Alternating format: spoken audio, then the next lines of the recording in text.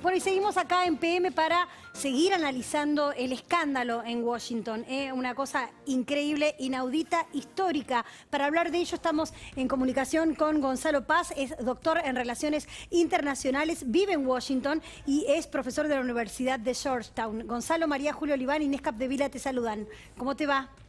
¿Qué tal? Muy buenas tardes. Hola Gonzalo, ¿cómo andás? Bueno, Gonzalo, contanos cómo se está viviendo en Washington lo que está sucediendo. Ahora es un día histórico, negro para la larga y prosperidad democrática de Estados Unidos. La verdad es que no se habían visto imágenes como esta, el grado de descontrol en el centro del poder norteamericano es realmente inaudito. Estamos ante lo que los especialistas llamamos state of flux, cosas que están pasando en este momento, ¿verdad? La realidad en estado de flujo. Así que vamos a ver cómo continúa esto en las próximas horas y en los próximos días. Se ha puesto un toque de queda que va a comenzar su vigencia a las 6 de la tarde de Washington, 8 de la noche de Argentina, pero vamos a ver si puede haber capacidad de enforcement, ¿verdad? Es decir, de hacer efectivo este toque de queda. Sé que la alcaldesa de Washington pidió el apoyo de la Guardia Nacional, fue denegado por el Departamento de Defensa, pero vamos a ver cómo evolucionan los acontecimientos en las próximas horas. Evidentemente, el presidente ha cometido otro acto de enorme irresponsabilidad, incentivando estas protestas violentas, con mucha gente armada en las calles. Hoy el Congreso simplemente se iba a limitar a contar los votos que se habían producido en el colegio electoral, o sea, el rol del Congreso es mínimo en toda la historia de las elecciones, que ha coincidido además hoy con los resultados de las elecciones celebradas en Georgia en el día de ayer y en los días precedentes, que se votó por correo especialmente. Hola Gonzalo, ¿cómo andás? Soy Inés. ¿Cómo estás? ¿Qué tal? Buenas tardes. Buenas tardes. Gonzalo, ¿cómo crees que puede seguir en los próximos días esto? ¿Va a impedir la certificación definitiva de Joe Biden o va a acelerarla? ¿Cómo se va a plantar el Partido Republicano respecto de Trump? Hasta ahora iba siempre en el vagón de la locomotora Trump. ¿Va a seguir sucediendo eso? Y sobre todo, ¿qué país recibe Joe Biden? Acabo de ver un Twitter del vicepresidente Pence pidiendo que se frenara la violencia inmediatamente y que todo el mundo evacuara el Congreso, porque en definitiva esta era una sesión que estaba bajo su comando, ¿verdad? Es parte del costo político del escándalo de hoy, va a ser también para el vicepresidente. Es difícil prever lo que va a pasar en los próximos días, pero me imagino y espero además que se certifiquen los resultados mañana o en los próximos días. Quedan varios días hasta el día de la asunción formal de Biden, que es el día 20 de enero. Vamos a ver, también vamos a escuchar la palabra de Biden seguramente en cualquier momento. Pero ha sido esto la consecuencia de fomentar la división, de tirar armas al fuego, de agravar las tensiones ya preexistentes. Se cree que 2/3 de quienes votaron al presidente efectivamente creen que en las elecciones hubo fraude, cosa que no ha acontecido ni ha podido ser probado en ninguno de todos los juicios que el presidente ha intentado, sin ninguna base. Así que esto no es un daño causado desde fuera de Estados Unidos, es un daño a los Estados Unidos causado desde el centro mismo del poder político, desde la presidencia. Ahora, Gonzalo, es un daño causado desde el centro mismo del poder, decías vos, pero que va a afectar a todo el mundo porque ya está repercutiendo, por ejemplo, en el mercado, ¿no? En Wall Street. Y bueno, el mercado que estaba teniendo acciones en alza en varias semanas consecutivas, ahora una baja, y eso va a repercutir en el valor de las empresas de todo el mundo también, ¿no? Porque cuando hay lío en Washington o cuando hay lío en Estados Unidos, sucede eso. Por supuesto, porque esto es un ataque a la estabilidad jurídica, esto es un ataque al rule of law, al Estado de Derecho, ¿verdad? A las normas que están previstas y que siempre se han puesto en discusión, en vigencia en Estados Unidos, una democracia de más de 200 años, ininterrumpida. Entonces, lo que hoy ha sucedido es realmente no solo un escándalo, no solamente la noticia del día, sino que además tiene, digamos, una importancia histórica. Claro. Esto es una señal, además, para todas las democracias del mundo, ¿no? Le muestran un camino a quienes quieren socavar la democracia en todo el mundo y justifican a aquellos que usan la fuerza para mantenerse en el poder. Gonzalo, muchísimas gracias por esta comunicación con PM. Saludos desde Buenos Aires. Ha sido un gusto conversar con ustedes. Muchas gracias. Bueno, estamos viendo las impactantes imágenes, escándalo en Estados Unidos, manifestantes adeptos a Donald Trump después de una convocatoria de él mismo para impedir la votación que se estaba dando allí en el Congreso y que iba a terminar de definir, formalizar la victoria y la presidencia de Joe Biden.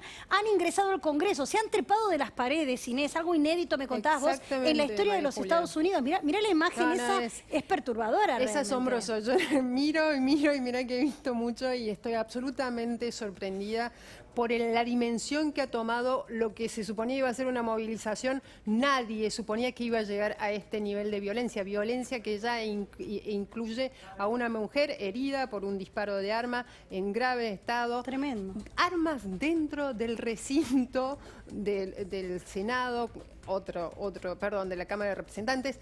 Otro hecho nunca visto en la historia norteamericana. Y se van sucediendo las imágenes y se va agravando. Totalmente. Y va sobre todo alimentando la incertidumbre institucional en la mayor democracia del mundo. Bueno, no es la mayor en número de población, pero sí la mayor en la solidez y madurez.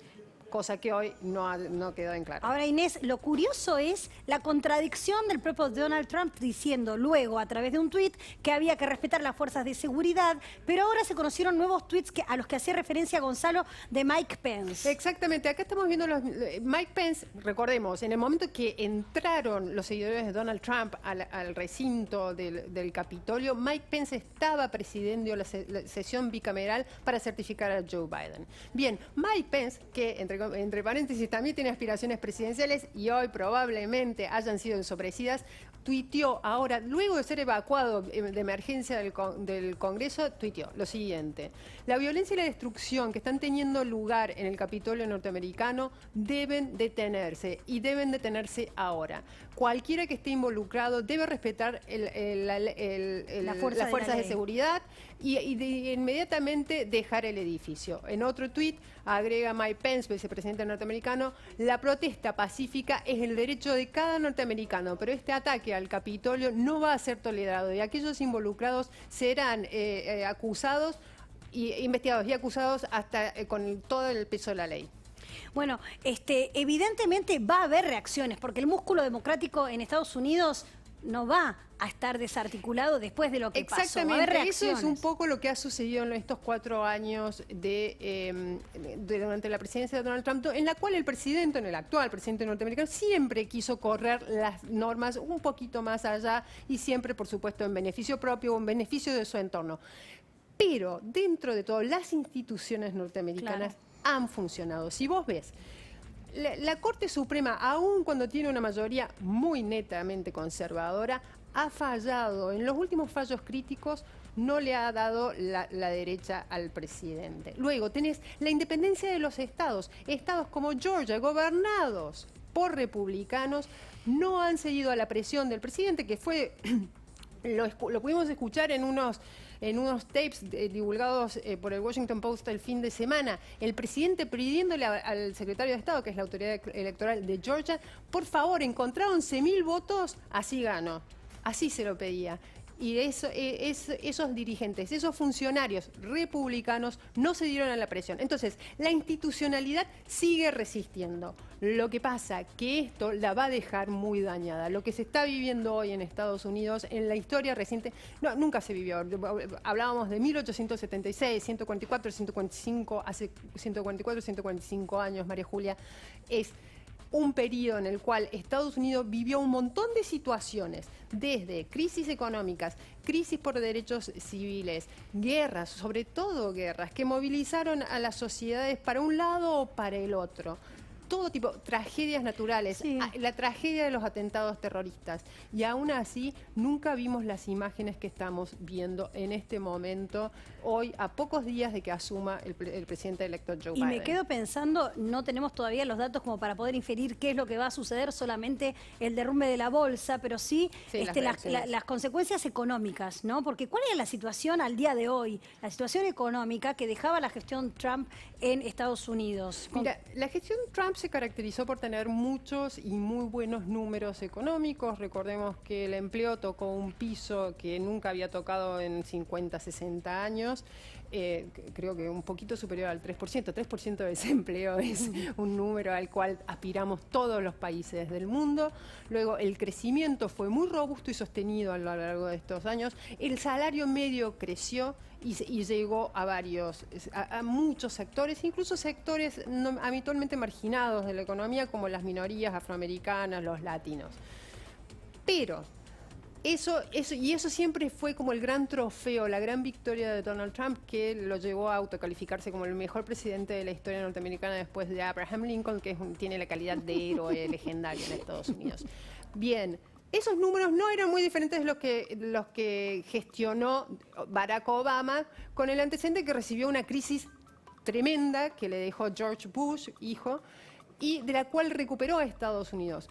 Tuvo un gran problema de comunicación y tuvo un problema adicional, que no es menor, que esa bonanza económica no llegó a todos. Con Donald Trump se expandió un poco más. Claro. Ahora bien, la pandemia hizo estragos y la pandemia retrajo mucho de esos números y esos números positivos los convirtió en negativos. A eso, Donald Trump, ante eso, en lugar de pararse, como hicieron muchos líderes del mundo, sobre todo vos lo ves, siempre se habló en estos últimos 10, 11 meses de pandemia de la gestión por parte de las líderes mujeres de los países del mundo. Bien, cuando vos analizás eso, es cómo se pararon ante la pandemia, no necesariamente el resultado final, porque Claro. si vos tomás Alemania, no saquemos Nueva Zelanda o Finlandia, que son países más pequeños, Alemania, el impacto económico es gigantesco, el impacto en salud en esta segunda ola también es verdaderamente tremendo. Donald Trump, en lugar de decir, bueno, yo voy a conducir al país a través de uno de sus momentos más oscuros de la historia reciente, el momento de la pandemia, vamos a tratar de navegar la economía en la mejor forma que podamos, negó consistentemente. Y a eso los demócratas le contrapusieron un mensaje que los ayudó a hacer que Joe Biden emergiera, que no era un buen candidato para la Claro. presidencia, era un candidato débil. ¿Cuál fue el mensaje? Si nosotros ignoramos la pandemia como Donald Trump, la economía, en lugar de mejorar, va a empeorar, porque Donald Trump, muy como sucede en Brasil con Jair Bolsonaro, lo que no quisieron cerrar el país, no quisieron cerrar la economía por miedo a que pasara lo que pasó efectivamente, que es que cayera. La economía norteamericana no cayó al nivel de la economía europea, pero tampoco va a crecer, como va a crecer, o ya está cerrando este año, el año pasado, perdón, 2020, la economía china es cerca del 2%. La economía norteamericana supuestamente va a decrecer en 2020, hay que ver todavía los resultados finales, un 4,5%. Ahora, Inés, es importante, me paro en este dato porque, bueno, el relato oficial en la Argentina es que todos los países tuvieron un decrecimiento o No. una pérdida, como la Argentina, que todos están viviendo una crisis y estamos hablando de un menos 4% en el PBI durante el año de la pandemia, cuando en la Argentina, bueno, la cifra creo que llega al 12%.